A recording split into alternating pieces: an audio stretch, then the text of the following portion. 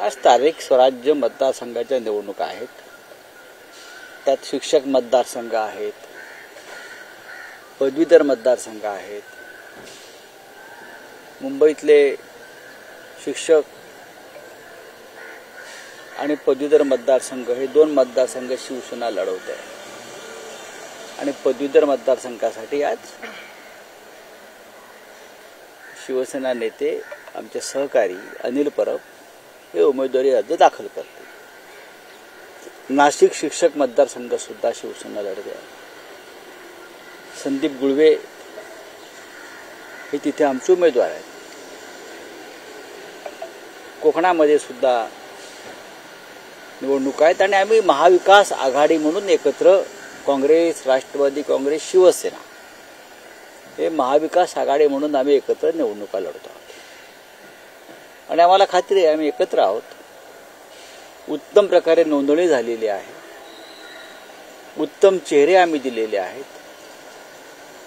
त्याच्यामुळे या सर्व जागा आम्ही जिंकू. ओएसिस फर्टिलिटीच्या तज्ञांनी IVF उपचार पद्धतीद्वारे 1 लाखांहून अधिक जोडप्यांना मातृत्व प्राप्तीचा आनंद दिला आहे. मोफत अपॉइंटमेंट बुक करण्यासाठी आजच संपर्क साधा. नाशिकच्या जागेचा आपण उल्लेख केला, तिकडे आपण खूप मेहनत घेतली होती गेल्या 6 वर्षापूर्वी.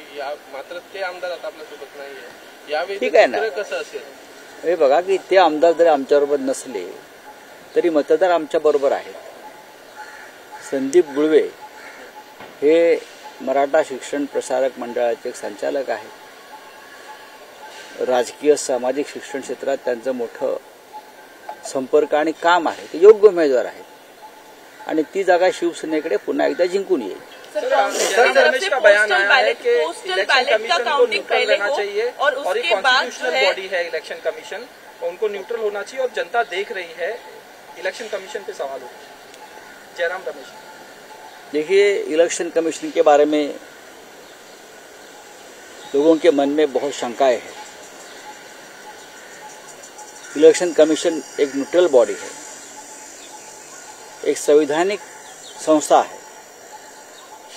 लेकिन जिस तरह से बार बार हमको जाकर सभी विपक्षी दलों को जाकर चुनाव आयोग के सामने हाथ जोड़ना पड़ता है, कुछ बातें सामने लानी पड़ती है और चुनाव आयोग भी सुना अनसुना करती है, ये इंडिपेंडेंट बॉडी का लक्षण नहीं है. प्रधानमंत्री चुनाव के दिन ध्यान को बैठते हैं और पूरा फोकस चैनल पर उनका ऊपर आता है. ये एक प्रकार से आचार संहिता, कोड ऑफ कंडक्ट का उल्लंघन है. देश के गृह मंत्री जो जयराम रमेश जी ने कहा है, देश के गृह मंत्री देश के विभिन्न क्षेत्र में लगभग 150 कलेक्टर और DM को फोन करके जो सूचना देते हैं, ये कोड ऑफ कंडक्ट का उल्लंघन है. पोलिंग एजेंट को जिस तरह से रोका गया, पोलिंग एजेंट उम्मीदवार के, ये भी ठीक नहीं है. पहले कभी हुआ नहीं था. एग्जिट पोल जिस तरह से आ रहे हैं और उस माध्यम से प्रेशर किया जा रहा है लोगों के ऊपर मानसिक, ये भी कोड ऑफ कंडक्ट का उल्लंघन है. कल अब काउंटिंग शुरू होगा, तब क्या होगा मुझे पता नहीं. तो हम बार बार ये चुनाव आयोग से कहेंगे कि आप इंडिपेंडेंट, एक कहना पड़ता है इस देश में लोकतंत्र में कि आप इंडिपेंडेंट बॉडी है. आप समझ लीजिए, आप किसी के गुलाम नहीं हो, चाहे बीजेपी हो चाहे और कोई सत्ताधारी पार्टी हो, आप उनके गुलाम नहीं हो. आप इंडिपेंडेंटली काम करो. लेकिन चुनाव आयोग काम नहीं कर रहा. चुनाव आयोग बीजेपी की एक्सटेंडेड ब्रांच, बीजेपी की एक शाखा इस तरह से काम कर रहे. इसलिए इस देश का लोकतंत्र 10 साल में संकट में आया, खतरे में आया. तो हम कल पूरी एकजुटता से हमारे लोगों को कहा है, आखिरी होठ की गिनती होने तक आप वहां बैठिए, डट के रहिए.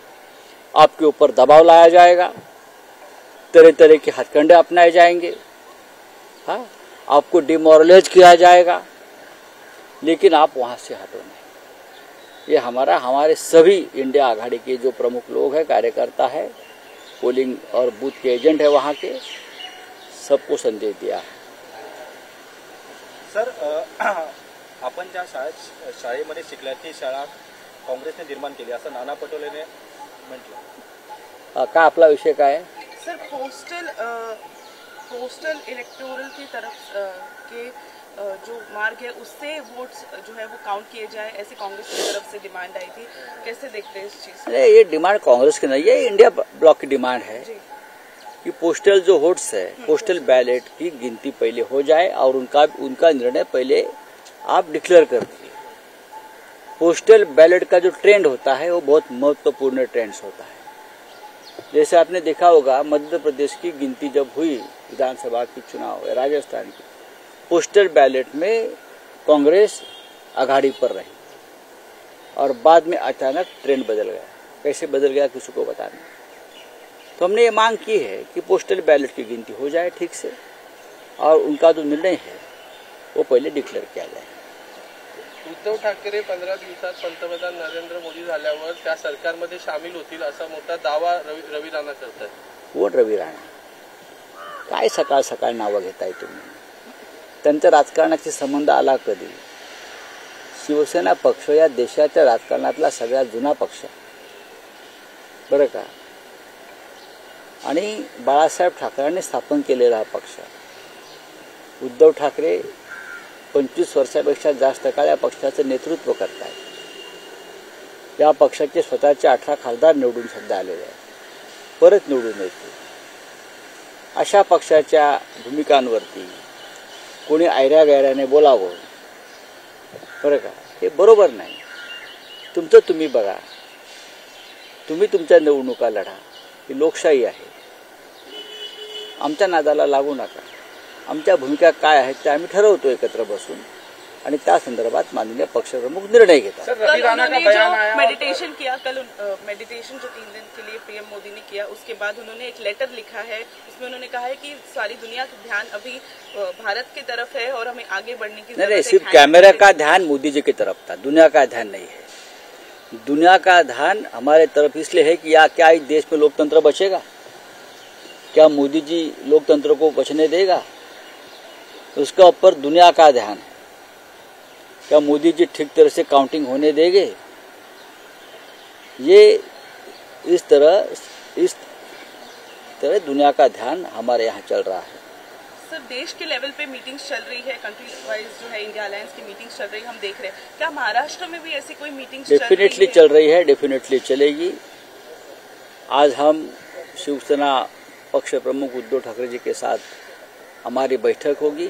हमारे जो कार्यकर्ता है राज्य भर में, जो पोलिंग एजेंट है, जो हमारे जो उम्मीदवार है, उनसे हमारे साथ बातचीत होगी। यही सबको सूचना दी जाएगी कि आखिर तक आप डटे रहो। स्ट्रैटेजी बनाई जाएगी आगे के लिए। स्ट्रैटेजी जो बनते है वो ऐसी ओपन नहीं होती। ट्विट केलं आहे, गांजा पिऊन काही लोक लिखाण करतात, तो स्ट्रैटेजी बनाई जाएगी आगे कैसे लोकसभा इलेक्शंस में अगर आप जितनी सीट्स प्रोजेक्ट कर रहे हैं अगर उतनी आई तो कैसे डायनामिक्स चेंज होंगे, क्या क्या आगे की महाराष्ट्र की मैं बात करूं, एग्जिट पोल को भूल जाइए।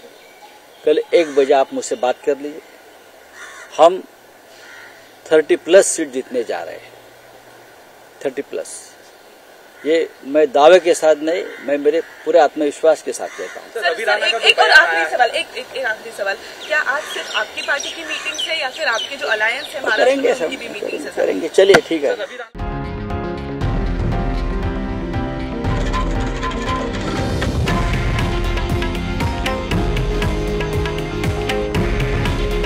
हे आहे देशातील नंबर 1 न्यूज नेटवर्क आणि आपण पाहत आहात TV9 मराठी।